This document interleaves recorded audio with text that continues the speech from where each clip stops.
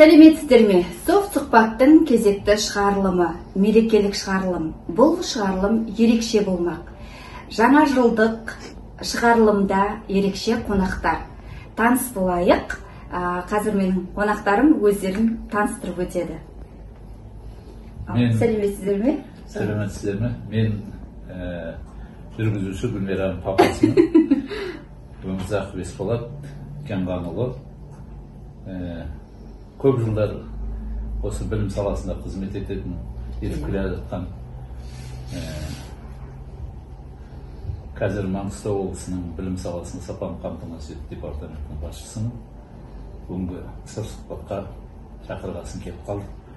Мына бүкіл қазақстандықтарды алда келе жатқан, санаулы уақыттардан кейін келетін жаңа жылмен құттықтағым келеді. Жаңа жыл барлығымызға жақсылық келсін, елімізде бейбітшілік, еліміз аман, жұртымыз тыныш болсын, әрбір шаңырақта қуаныш пен шаттыққа толы болсын, денсаулық болсын, жұмыста табыс, өмір дейтін өте қызықты, бәрімізді осы тек мамыражай 2024 жыл тек қуанышымен келсін. Әумин, айтқаныңыз келсін. Мама, өзің тақсыру. Мен осы бір-екі ауыз сөзбен. Жүргізуші Гүлмираның мамасымын. Мен де сол білім саласында 40 жылдан аса жұмыс жасап келемін, еңбек ардагерімін. Бұл жаңа жылдық мерекелік сұхбаттың орны ерекше. Астананың қақ төрінде беріп отырмыз сұхбатты. Ал жаңа жылға не тілеймін? Барлық қазақстандықтарды, барлық сол тумаластарды, жанұямды барлығын жаңа жылмен шын жүректен құттықтаймын. Дендеріне саулық, отбасыларына аманшылық, сәттілік, барлық, байлық, денсаулық тілеймін. Әумин, айтқандарыңыз келсін. Софт сұхбаттың негізгі көрермендері мұғалімдер қауымы, ата-аналар. Сондықтан бұл бүгінгі шығарылымды мен 2023-ке бір мақсат ретінде қойғанында бар. Себебі өздеріңіз айтып отқандай, көбі танып біледі, Маңғыстау өлкесі сіздерді біледі әрине, ұстаздарсыздар, және менің бас ұстазым ата-анам екенін мен айтып жүрмін. Және екі еселеп бүгінгі шығарылымға мен ерекше сіздердің келісім бергендеріңізге рахмет айтқым келіп отыр. Тілектеріңіз қабыл болсын. Енді жаңа айтқандай, софт сұхбаттың негізгі форматы еркін форматтағы сұхбат, және де бұл мұғалімдерге тәжірибесін дамытуға қажетті әдістемелік көмек ретінде шығарылған жоба болатын. Сонымен қатар ата-аналарға бала тәрбиесіне қатысты өзекті кеңестер алуға көмектеседі. Сол себептен алғашқы сауалым, бала тәрбиесінде алғашқы 5 бала тәрбиелеп өсірген ата-анасыз, онымен қатар жаңағы оқушыларды білім беріп сусындатып келесіз. Енді осы тұрғыда айтсаңыз, бала тәрбиесінде нені міндетті ұстану қажет? Өз ойларыңыз, мысалға 1, 2, 3 деп айтатындай бір өздеріңіздің ұсыныстарыңыз бар ма? Енді бірінші балаға тәрбие бергенде, өзіңнің жанұяндағы балаға өзіңнің жүріс-тұрысыңмен, бірінші балаға өзіңнің әлгі жүріс-тұрысыңмен үлгі көрсету керек, адалдыққа үйрету керек. Баланың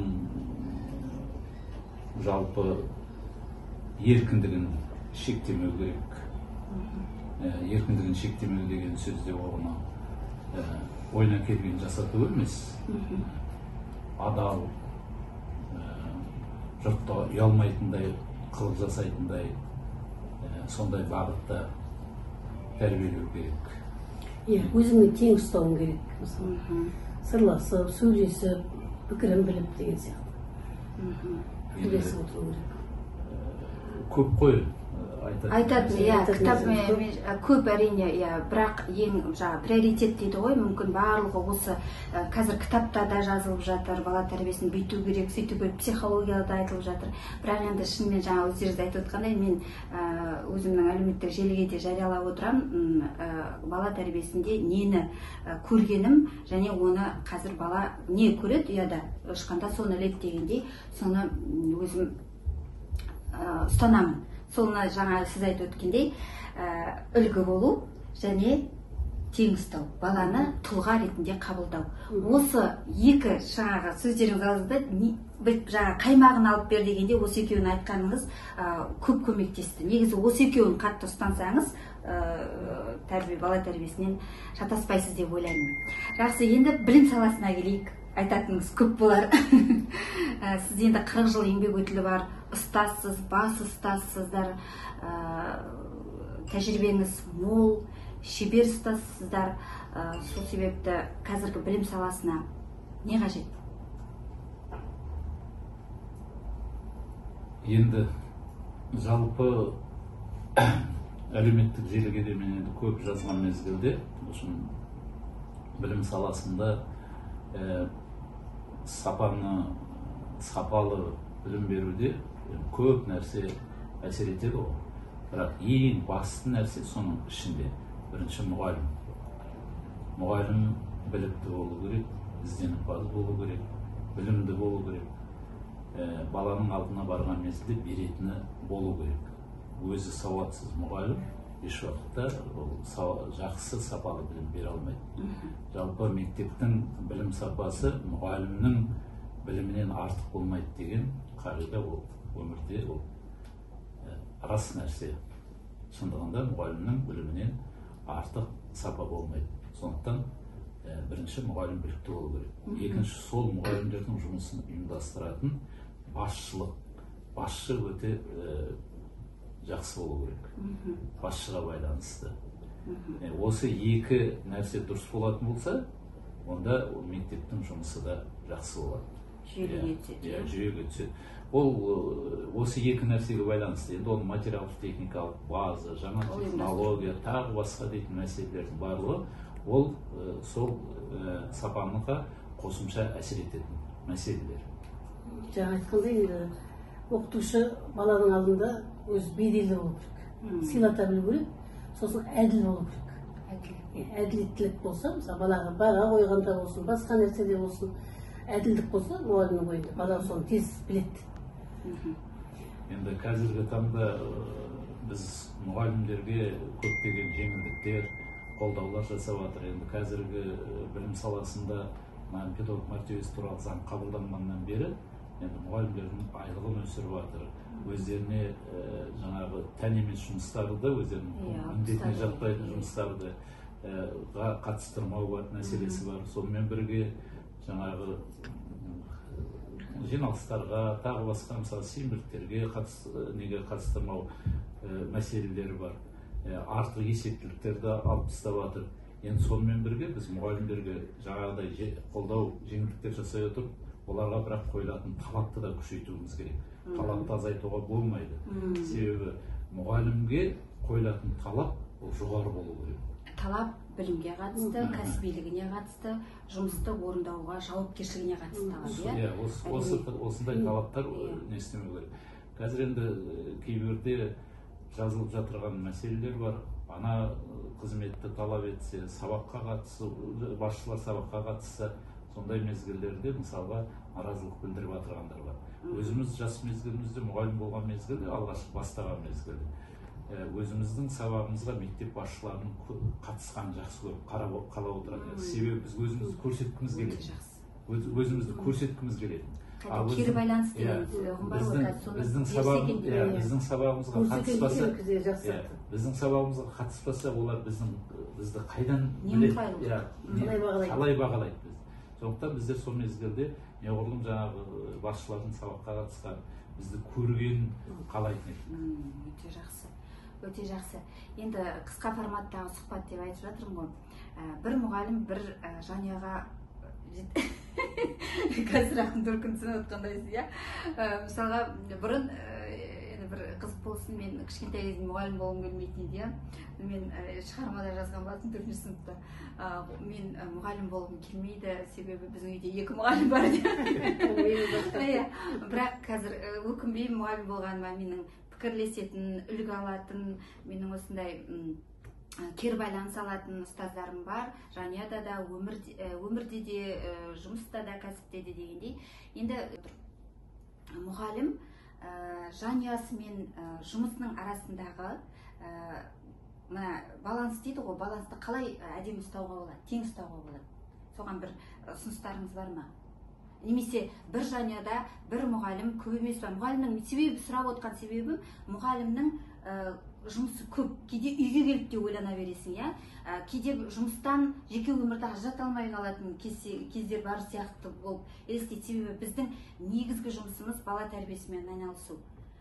Сол себепті екеуін әдемі байланыстырып немесе ажырататын бір тұстар бар ма?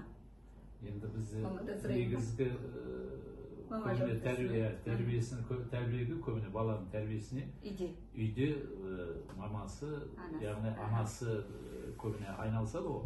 Біздер өзіміздің келген мезгілде енді жаңа айтқан бала тәрбиесіне араласпайды емеспіз, араласамыз ғой. Жаңа айтып отырған өзіміздің жүріс тұрысымыз бар, балаға беретін ақыл кеңесіміз бар, сөйлесетініміз бар. Соның барлығы да оның өзі тәрбие. Әке тәрбиесі. Енді оған кей жағдайда бізден гөрі кішкене мамасы, яғни анасы көбірек араласады ғой айланың көбірек. Сондықтан енді бұл мәселеге енді Ибайыз берген қыз жауап берсін. 40 жыл ұстаздық етіп келе жатқанда мен жеке өмірімді немесе жан жақпен араласуымды бір сәт есімнен шығарған жоқпын. Себебі бірге алып жүруге болады. Ол мұғалімнің жұмысты қалай ұйымдастырады, тәрбие сағаты болсын, басқа шара болсын, сол жеке өмірді солай ұйымдастыруға болады. Ұйымдастыруға байланысты, уақыт табуға байланысты, тек бір бағытта кете беруге болмайды, адам жан жақты болу керек та, барлығын қатар алып жүрсе, сен ұяда не көрсең ұшқанда соны жүресің деп, бала шағаң да соған үйренеді. Сол ұяда көргенін сен осылай бол демегенменен көзінде қалады, ойында қалады, есінде қалады, барлық нәрсені балаң да соған тәрбие алады деп ойлаймын. Жанұяның, мұғалімдік жұмысты барлығын қатар алып жүруге болады менің ойымша. Мына адамның жеке қасиеттері мен кәсібилік қасиеттерін екеуі бір ұштасу керек. Ағылшындардың тәжірибесі бойынша олар айтады. Олар мысалға мен енді өзімнің көргенімнен бөлісетін болсам, осы тұсты мен атап өткім келеді. Олар өздерінің не тағамды ұнататынына дейін тыңдаушыларына жеткізеді. Себебі оларда білу керек, мен оған сену керек дейді. Менің қандай екенімді, менің қандай биді ұнататынымды, немесе қандай тағамды ұнататынымды, қандай сүйікті ісім, хоббиім бар екенін мені тыңдаушылар, оқушылар мен білу керек, олар сену керек дейді. Яғни адам толыққанды өмірде қандай, сондай ол ұстаз да бола алады. Мысалы, отбасылық шараларда, той томалақтарда сен мұғалім болғаның көп көмегі тиеді деп ойлаймын. Сен ұйымдастырып білесің. Басынан аяғына дейін қалай болу керек екені, мұғалімдіктің сол пайдасы соған тиеді деп ойлаймын кейде. Мақсат. Жалпы менің бір көзім жетіп жүрген нәрсе, қабілетті адам қай істе де ол өзі қандай қызметті алмасын, ол жақсы атқарады. Бір нәрсені керемет атқарып, екінші нені нашар атқарады дегенді мен өзім оған көп сеніңкіремеймін. Себебі ол қалай болғанда да ол істі жасаған мезгілде ол басқалардан жақсы жасайды. Мысалға, енді айтады ғой, шебер, Африкада да шебер деген әңгіме бар ғой. Мысалы, мен өзімді ойлаймын, кей жағдайда мен мысалға мұғалімдік қызметті атқармай басқа салаға барсам да, мен басқа саладан да ортаңғолдай кәдімгі немесе жақсы алдын қатар маман боламын деп өзімді өзім ойлаймын. Себебі жаңағыдай қабілетті адам, мен өзі көріп жүрген, өмірде көріп жүрген мәселе, мысалы бір адам бір нәрсені жақсы істейтін адам келесі нәрсені де істеген мезгілде ол жақсы жасайды. жауапкершілік. Себебі соған деген мақсат қояды, соған дайындалады, сол нәрсе кез келген заттан оқиды, ізденеді деген сияқты. Кез келген зат солай істейді ғой мысалы. Ол Үнемі ізденісте болады. Мысалы кез келген нәрсені, бір нәрсені шала істейтін адам келесі нәрсені қолға алғанда да сөйтіп шала жасайды. Ал жауапкершілігі мықты адам бір нәрсені аяғына дейін, түбіне дейін жасайтын адам келесі нәрсені істегенде дәл солай істейді. Ол жаңағы бір нәрсені жасамаған адам келесі нәрсені келістіріп жасайды дегенде мен өзім сене қоймаймын. Дұрыс айтасыз. Дұрыс айтасыз, сұхбаттарыңыз көп рахмет. Қалай болады екен деп ойландым. Алдын ала дайындалмаймыз, білесіз ғой. Софт сұхбатта ешқандай дайындық болмайды, бұл еркін формат, бірақ күліп отырып біз өзекті мәселелер туралы айтамыз. Айтып отырсаңыз. Экранның кейде өзінің бір құдіреті бар ғой. Кез келген адамды жаңағы үйренбеген адам, үйреніп жүргеннің өзінде де сол экранның алдына шығатын кезде адамымызды қысылады, абыржиды. Қалай болады деген сияқты сұрақтар болады. Сондықтан біртіндеп баста біз өзіміз кішкене ұстағанмен артынан еркін. Бұл енді екінші жағынан қысылып отырған себебі бұл сіздерден бұндай қалың көпшілікке деп қояйыншы, мен көрермендеріме жол алатын, яғни мұғалімдер қауымы көретін, ата-аналар қауымы көретін сұхбатты мен дастархан басында әңгімелер бөлікте сұхбатты бірінші рет түсіруім, бірінші тәжірибе. Сіздерге көп рахмет. Айтарыңыз көп екені білемін, тәжірибеңіздің мол екенін, үлгі болып та жүрсіз. Менің қаншама құрбы, достарым, әріптестерім сіздерден үлгі алады. Сол үлгілі істеріңізбен, күш қуаттарыңызбен, денсаулықтарыңызбен талай құнды дүниелерді жасайтыныңызға, зейнет жасыңыз деп қарамай жасайтыныңызға мол сеніммен айта аламын. Тек денсаулық, сіздерге бақ береке тілеймін. Келе жатқан жаңа жыл құтты болсын. Рахмет, құтты болсын. Бізге де рахмет, еңбегің жемісті болсын. Өсе бер, өркіндей бер, дами бер, отбасың аман болсын. Әмин, жақсы. Жақсы.